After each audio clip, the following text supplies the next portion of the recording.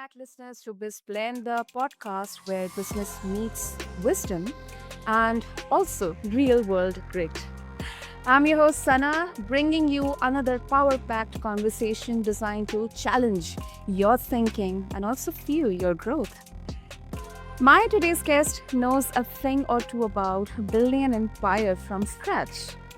Listeners, meet Aiden Sova. He went from drowning in debt to leading multiple high performing businesses, including Sova Marketing Agency, which is a $1 billion data company, and Zoto Dialer, a cutting edge platform that helps outbound sales teams scale faster but smarter. But this conversation, listeners, isn't just about the tech. It's about the art of building predictable pipelines, standing out in a noisy market, and transforming obstacles, blockers, into opportunities.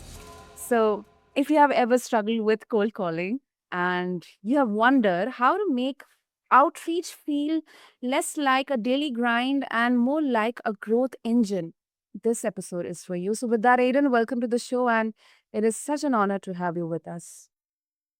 Yeah, great to be on. Okay, so Aiden, let's start with the basics. Most people dread cold calling, including myself.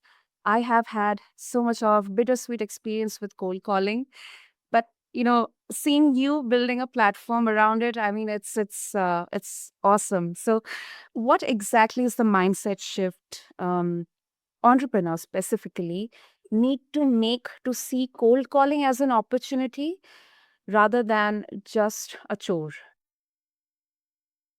Yeah, so I would say that the hardest part, it's similar to that of like door knocking. It's just getting started. So once you kind of get into the rhythm, it's really not exactly that hard. And it is sort of a chore. I mean, that's what it is. But chores need to get done. So that's the way I would look at it. Just because, like, your house is dirty doesn't mean like, oh, like I'm just not going to clean it. You still have to get the job done.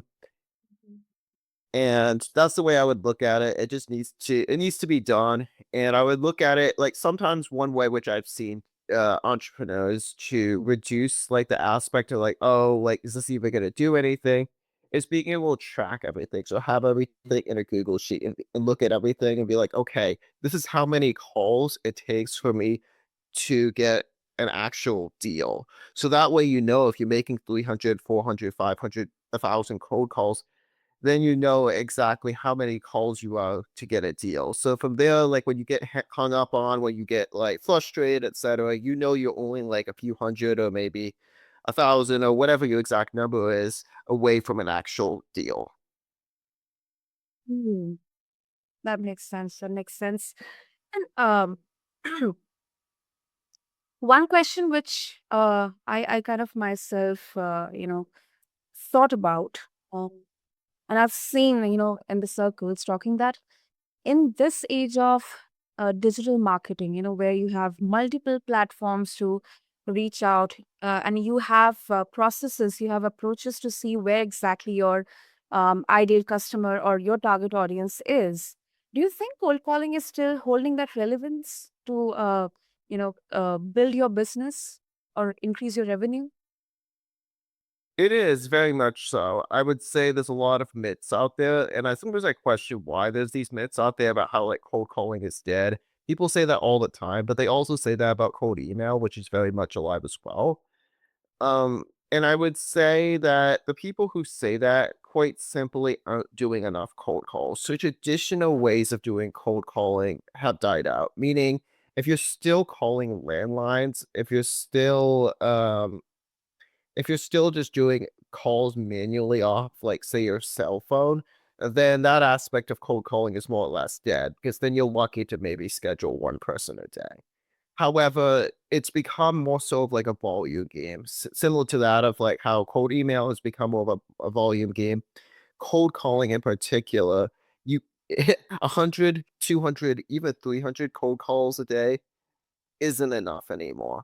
Yeah. Major companies out there are doing like 500 cold calls a day per caller, which may sound crazy, but it's actually very doable because with automated dialer softwares, it's possible to do 500 cold calls in a single hour. You don't have to be spending an entire day to do that. Okay, okay. Let's get into that.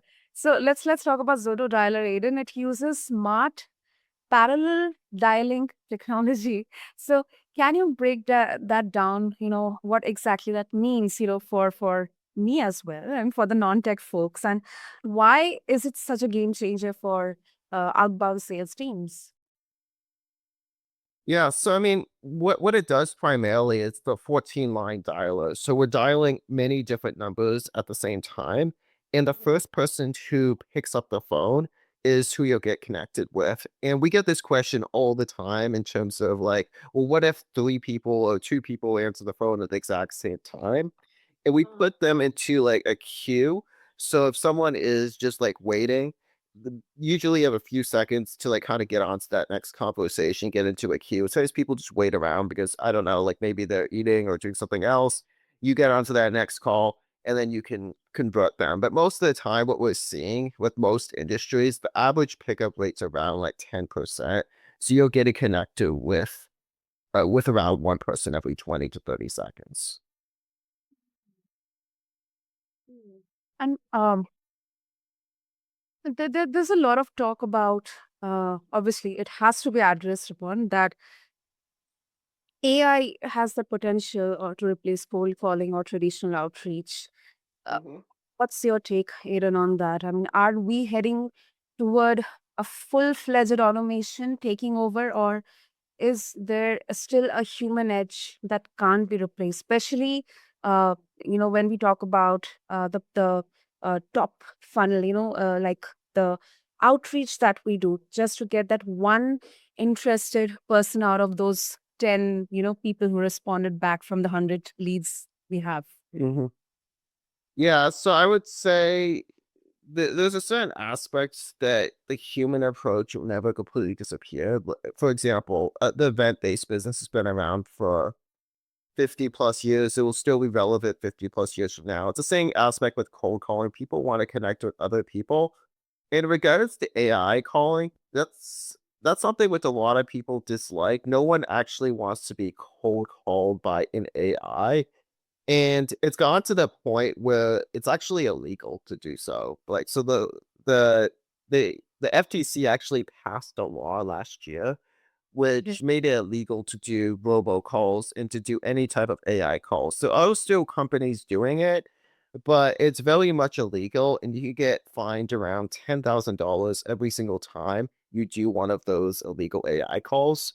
So I think the FTC has made their stance pretty clear, at least for now, that AI cold calling and it's just illegal, which is why with several companies and stuff, they do use AI calls, but it's more so as like an inbound call thing. So, for example, if you're interested in a particular service, you can check a box saying you're okay with AI calls. So you have to sign basically disclosure saying you're okay with that. And then that company can call you, legally speaking, for inbound calls to say, like, hey, we've got a new offer. That type of thing. I can say, like, okay, like that has a future. But in terms of cold calling, nobody really wants like their first interaction with a company to be an AI agent. And even though, like, we've gotten pretty good, the problem with a lot of these different softwares out there, people who are trying to do it very much illegally, it's very easy to catch on, at least for now, because there's like a latency factor. For those who don't really understand what latency is, it takes a few seconds for it to say anything. And that's a problem because people catch on to that. It's very weird pauses, which is pretty easy for people to catch on that's AI. And you'll hear people say like, "Oh, is this AI? Are you open AI?" And then the thing will be responding back, "Yes, this is," and stuff, and it totally screws up the call. Right. That's right. Yeah, I totally agree with you, Aiden. Okay. Now, let's talk more about the smart parallel dialing technology. So, um, what kind of problems is it trying to solve out there, Aiden? Because you must have analyzed different industries and markets who are using cold calling techniques.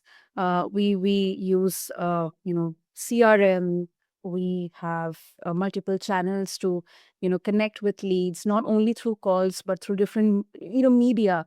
So what kind of problems is Zoto Dialer trying to solve here? So what we're trying to solve is a massive problem, and it's that most of these dialer softwares out there Mhm. have their numbers burn out extremely quickly. Meaning, if you're calling, you want to make sure you're constantly getting high pickup rates, meaning a lot of people Yeah. answering the phone. And the problem is that their numbers is this thing like which is around true caller ID. And the worst thing which can happen is that your number gets flagged as spam. So you're calling all these numbers, Wow. and the truth is, on a per number basis, you can only get away with around 50, maybe 55 calls per number per day before that number gets flagged as spam and enough people report that number. And what we have in terms of like a technology is we have like a huge list of numbers rotating. So a single number never goes beyond that actual amount. So when someone is signing up with us, even though they're getting a 14 line dialer, which means 14 different lines going at the same time, they're cycling between like literally 100 plus numbers. So that way, these numbers never ever get burned. And on top of that, they're getting in front of a ton more people because the standard dialers out there, they're only connecting with one person every 6, 7 minutes, which is extremely inefficient because in the past, you used to be able to get in front of like cold calling used to be able to do like every 1, 2 minutes, which is what we're trying to bring it back to like the days of cold calling where you could get very quick connects and actually get very good deals. Hmm. That's really really a genuine problem, especially with international calls and all. Uh, personally, also I've faced situations like this. And it does happen that your number gets blocked or flagged as spam, and that's a real blocker in there to genuinely, even if you are intentionally genuinely connecting with the person. So that's really a good problem statement to look into.